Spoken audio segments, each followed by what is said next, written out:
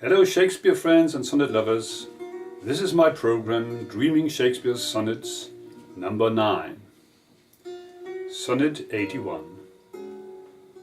Or I shall live your epitaph to make, or you survive when I in earth am rotten. From hence your memory death cannot take, although in me each part will be forgotten. Your name from hence immortal life shall have, though I, once gone to all the world must die. The earth can yield me but a common grave, when you entombed in men's eyes shall lie. Your monument shall be my gentle verse, which eyes not yet created shall o'erread, and tongues to be your being shall rehearse, when all the breathers of this world are dead. You still shall live, such virtue hath my pen, where breath most breatheth, even in the mouths of men. Sonnet 82. I grant thou wert not married to my muse, and therefore mayst without taint o'erlook the dedicated words which writers use of their fair subject, blessing every book. Thou art as fair in knowledge as in hue, finding thy worth a limit past my praise, and therefore art enforced to seek anew some fresher stamp of the time-bettering days. And do so, love. Yet when they have devised what strained touches rhetoric can lend, thou, truly fair, wert truly sympathized in true plain words by thy true-telling friend. And their gross painting might be better used where cheek needs blood. In thee it is abused. Sonnet 83.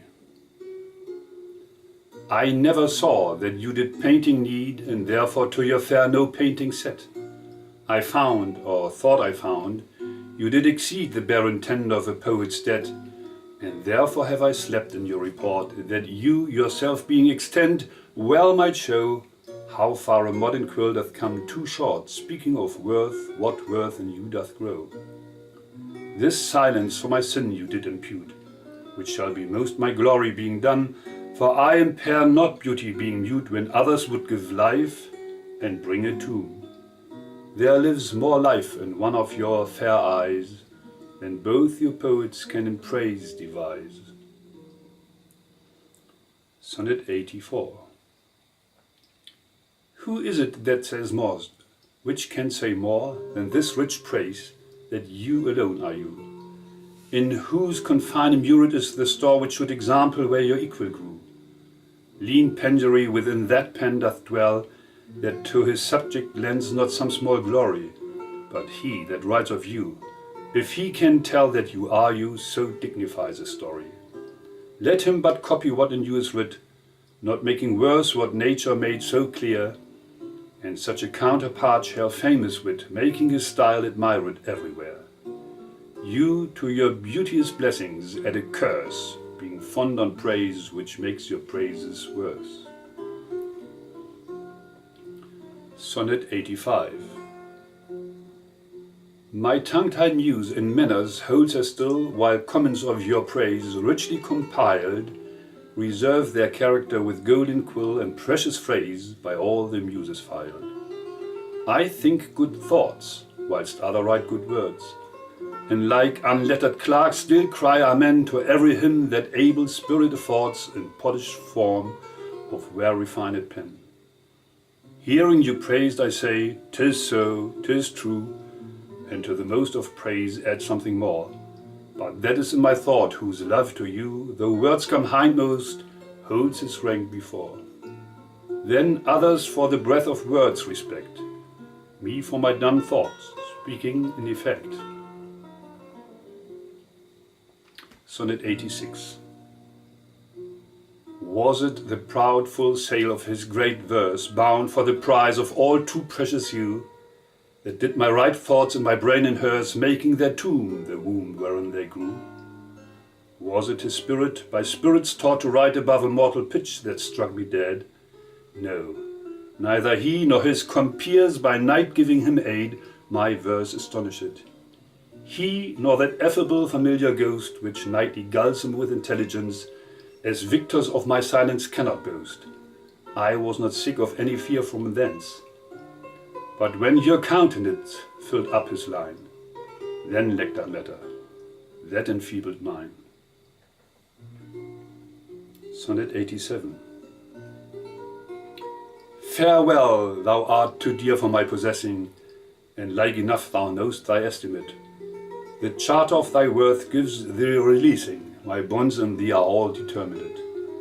For how do I hold thee but by thy granting, and for that riches, where is my deserving? The cause of this fair gift in me is wanting, and so my patent back again is swerving. Thyself thou gavest, thy own worth there not knowing, or me to whom thou gavest it else mistaking. So thy great gift upon misprision growing comes home again on better judgment making. Thus have I had thee as a dream doth flatter, in sleep a king, but waking no such matter. Sonnet 88. When thou shalt be disposed to set me light, and place my merit in the eye of scorn, upon thy side against myself I'll fight, and prove thee virtuous, though thou art forsworn. With mine own weakness being best acquainted, upon thy part I can set down a story of faults concealed, wherein I am attainted, that thou in losing me shalt win much glory. And I by this will be a gainer too, for bending all my loving thoughts on thee, the injuries that to myself I do, doing thee vantage, double vantage me. Such is my love, to thee I so belong, that for thy right myself will bear all wrong. Sonnet 89. Say that thou didst forsake me for some fault, and I will comment upon that offence. Speak of my lameness, and I straight will halt against thy reasons, making no defence. Thou canst not, love, disgrace me half so ill, to set a form upon desire a change, as I'll myself disgrace. Knowing thy will, I will acquaintance strangle and look strange. Be absent from thy walks, and in my tongue thy sweet beloved name no more shall dwell, lest I too much profane should do it wrong, and haply of our old acquaintance tell. For thee against myself I'll vow debate, for I must never love him whom thou dost hate. Sonnet 90. Then hate me when thou wilt, if ever now while the world is bent my deeds to cross. Join with the spite of fortune, make me bow, and do not drop in for an afterloss. Ah, do not, when my heart hath scaped this sorrow, come in the rearward of a conquered woe. Give not a windy night, a rainy morrow, to linger out a purposed overthrow. If thou wilt leave me, do not leave me last, when other petty griefs have done their spite, but in the onset come. So shall I taste at first the very worst of fortune's might, and other strains of woe, which now seem woe, compared with the loss of thee, will not seem so.